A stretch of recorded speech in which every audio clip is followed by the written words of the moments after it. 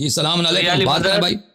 جی سر السلام علیکم. یا علی مدد، یا علی مدد، کہاں سے بات کال کر رہے ہیں آپ؟ السلام، یا علی مدد. یا علی مدد. یا علی سر مدد. میں نے آپ سے ایک چیز پوچھنی تھی.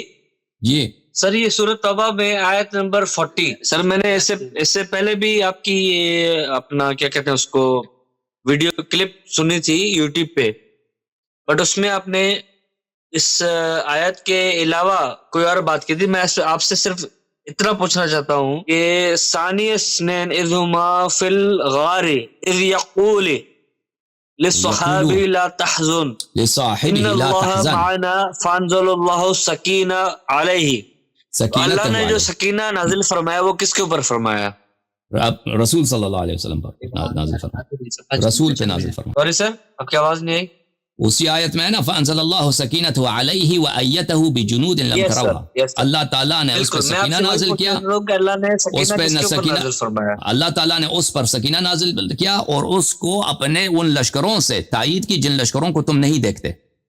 تو جس کی تائید لشکروں سے ہوئی ہے، ملائکہ کے لشکروں سے ہوئی، اسی پہ سکینہ بھی نازل ہوا ہے، وہ پیغمبر صلی اللہ علیہ وسلم. ٹھیک ہے نا؟ سر میں وہی تو پوچھ رہا ہوں وہی تو کہ جواب دیا اللہ میں نے. نے سکینہ اور رسول ہے، وہ رسول پہ نازل ہوئی ہے بھائی، رسول اللہ صلی اللہ علیہ وسلم. سر میرا کوشچن یہ ہے کہ ڈر کس کو تھا، رسول کو تھا یا ابو بکر کو تھا؟ دیکھیں اگر آپ یہ سمجھتے ہیں نا کہ پیغمبر صلی اللہ علیہ وسلم اس سے پہلے ڈرے ہوئے تھے تو یہ آپ کی بات باطل ہے. نہیں، ایگزیکٹلی میں یہ نہیں مانتا کہ پیغمبر دیکھیں ابو بکر ڈرا ہوا نہیں تھا. ابو بکر نہ رسول ڈرے تھے نہ ابو بکر ڈرے تھے. بات سنیں آپ، کون ڈرا ہوا تھا سر؟ کوئی نہیں ڈرا ہوا تھا. تو آپ آئے تو سکینہ کس کے اوپر نازل ہوا سر؟ تو آپ آیا کہ آپ کو نہ آیا پڑھنا آتا ہے اور نہ آیا پہ تدبر کیا آپ نے. ابو بکر کو ڈر نہیں تھا، ابو بکر کو غم تھا، ابو بکر کو حزن تھا. آیا کیا ہے؟ لا تحزن. آیا ہے لا تحزن. ابو بکر کو حزن کا مطلب ہے غم.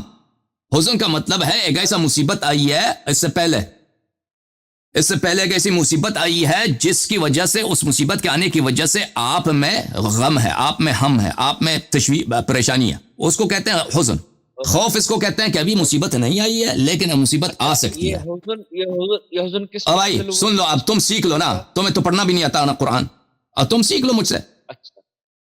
تو حزن اور خوف میں فرق ہے. حزن کس پہ ہوا تھا سر؟ ابو بکر پہ؟ ابو بکر کو ہوا تھا نا، ابو بکر سے کہا لا تحزن، ابو بکر کو بولا لا تحزن بھائی. لیکن تو پہلی بات یہ ہے کہ خوف ابو بکر کو نہیں تھا، ابو بکر کو کیا تھا؟ حزن تھا. تو آپ کو سوچنا چاہیے کہ پھر کیا بات ہے، ہوا کیا ہے کہ ابو بکر کو حزن کیوں ہے؟ اگر ابو بکر مومن ہے، مسلمان ہے، تو اس کو حزن کیوں ہے؟ کیونکہ مصیبت تو کچھ بھی نہیں آیا. کیا ہوا ہے یہاں پہ؟ رسول پاک صلی اللہ علیہ وسلم کی جان بچی ہے. یہ تو خوشی کی بات ہے، شکر کی بات ہے. یا رسول پاک صلی اللہ علیہ وسلم کی جان کو خطرہ ہے، اگر خطرہ ہے تو اس کے لیے خوف ہونا چاہیے. حزن کی کیا بات ہے؟ یہ خود اس بات کی دلیل ہے کہ ابو بکر مومن نہیں ہے. ابو بکر اگر مومن ہوتا تو وہ خائف ہوتا، محزون نہ ہوتا. سنو اب سکینہ جو نازل ہوئی ہے نا، بات سنو. آپ کہیں گے کہ سکینہ اس لیے نازل ہوئی کہ پیغمبر صلی اللہ علیہ وسلم کو کیا تھا؟ نبی کریم صلی اللہ علیہ وسلم کو تو سکینہ ان سے فاقد ہی نہیں ہوا، کبھی وہ سکینہ کو ان سے جدا بھی نہیں ہوا، افتراق بھی نہیں آیا نا. تو سکینہ نبی صلی اللہ علیہ وسلم پہ نازل ہونے کی کوئی دلیل ہی نہیں تھی. تو یہ بات آپ کی غلط ہے، آپ کی باطل ہے. کیونکہ نبی کریم صلی اللہ علیہ وآلہ وسلم روزانہ 5 نماز نہیں پڑھتے تھے، کئی نماز پڑھتے تھے. بھائی صاحب آپ سنو، اس کو پتہ نہیں کیوں ان لوگوں کو لنک دے دیتے ہو کہ ان کو نبی کریم صلی اللہ علیہ وآلہ وسلم روزانہ نماز پڑھتے تھے، ہر نماز میں کہتے ہیں اہدنا الصراط المستقیم. اب کوئی کہہ سکتا ہے کہ پیغمبر صلی اللہ علیہ وسلم جو کہہ رہے ہیں اہدنا الصراط المستقیم، وہ صراط مستقیم پہ تو نہیں تھے، اس لیے کہ روزانہ بار بار کہہ رہے ہیں اہدنا الصراط المستقیم. وہ ہر بار صراط مستقیم سے ہٹ جاتے ہیں، پھر دوبارہ دعا کرتے ہیں اہدنا الصراط المستقیم.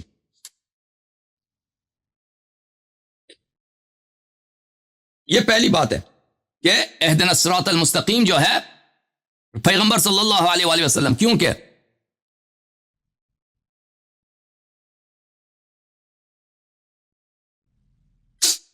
نبی کریم صلی اللہ علیہ وآلہ وسلم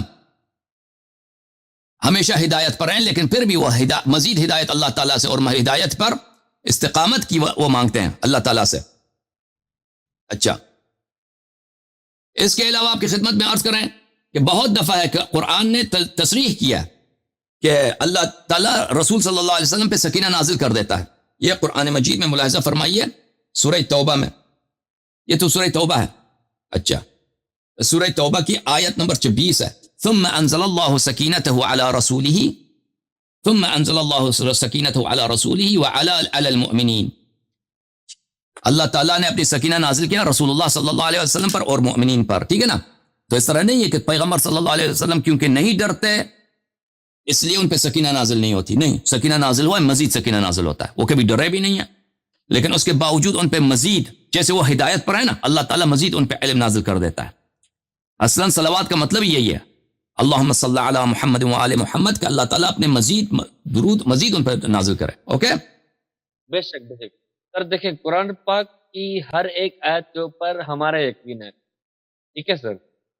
اب اللہ نے رسول اللہ کے اوپر سکینہ نازل کیا یا کس کے اوپر کیا, ٹھیک ہے سر, لیکن اللہ نے کبھی بھی منافقین یا کافرین کے اوپر سکینہ نازل نہیں کیا ہے. کریکٹ اور ہاں زندہ باد. تو پھر سر کریکٹ اور سر؟ ہاں کریکٹ ہے بالکل. تو سر اللہ فرماتا ہے لا تحزنوا الا اللہ معنا فانزل اللہ سکینہ. اس کا کیا مطلب ہوتا ہے سر؟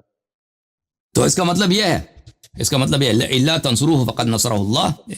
اچھا, لا تحزن ان اللہ معنا فانزل اللہ سکینته علیہ وایدہ بجنود لم تروها. Yes exactly.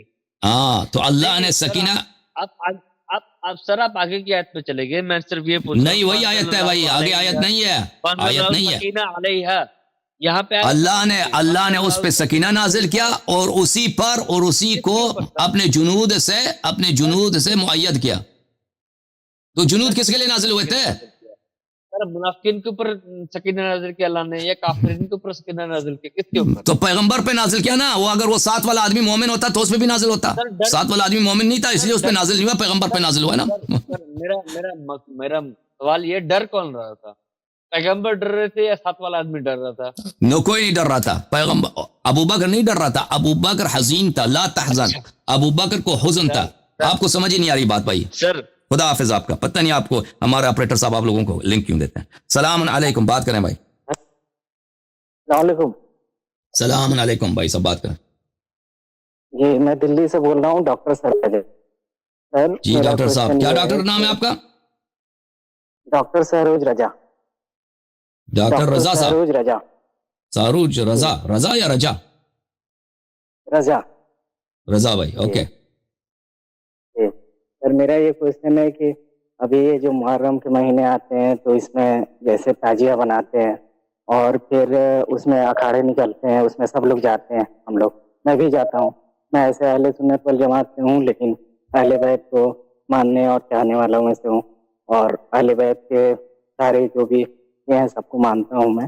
تو سر کیا اس کا کوئی, کچھ لوگ بولتے ہیں جیسے جو دیوبند سے ہوتے ہیں کہ یہ سب شرک ہے, تو کیا اس کا کچھ یہ ہے کہ ہاں اس طرح سے؟ یہ شرک نہیں ہے بھائی.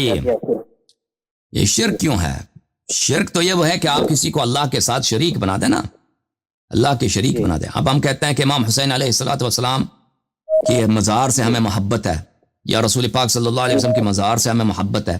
اب مزار کی زیارت ان کی توڑی ہوتی ہے ہمیں, وہ بہت پیسے لگتے ہیں, بہت ٹائم لگتا ہے. وہ یعنی جو لوگوں کے پاس اپرچونٹی ہوتی ہے وہ جاتے ہیں. جو لوگ نہیں جاتے بھائی ان کی تصویر اپنے کمرے میں لگاتے ہیں نا. اب آپ نے تصویر لگا دی مکے کی اپنے کمرے میں, یا اپنی تصویر لگا دی مدینے کی اپنے, یہ شرک تو نہیں ہے. یہ ایک مثال اس کا بنایا آپ نے. اب اسی کا آپ تصویر نہ لگا دیں, اسی کا آپ بنا دیں ایک شبیہ بنا دیں, رسول پاک صلی اللہ علیہ وسلم کی مسجد کا شبیہ بنا دیں اپنے گھر میں, کہ کہہ دیں کہ مجھے رسول پاک صلی اللہ علیہ وسلم کے گنبد خضراء سے محبت ہے تو میں صبح شام اس کو دیکھنا چاہتا ہوں. آپ بنا دیں اس میں یہ وہ, اگر آپ کہہ دیں کہ یہ اللہ ہے اس کی پوجا کریں, جی ہاں یہ شرک ہے. لیکن اگر پوجا نہ کریں, صرف یہ کہتے ہیں کہ بھئی یہ میرے نبی صلی اللہ علیہ وسلم کا روزہ ہے, مجھے اس سے محبت ہے, اس کو چومتا ہوں, اس کو گھر میں اچھی جگہ پہ رکھتا ہوں. جیسے آپ کعبہ شریف کی تصویر کو اپنے پیروں کے نیچے نہیں ڈالیں گے نا, دیوار پہ اچھی جگہ پہ لگا دیں گے. تو یہ کوئی اس میں کوئی شرک وغیرہ نہیں ہے.